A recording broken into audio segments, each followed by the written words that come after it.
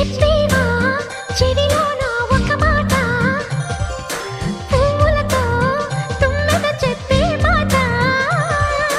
నీ చిరునవ్వు సాక్షిగా తాజ్ మహల్ నాదట, నీ పెదవంచు సాక్షిగా షాజహాను నేనట. నీ తీయని ప్రేమకి నా పెదవే నజరానా, నీ పైటకి నేనిక బానిసనే నెరజాడా.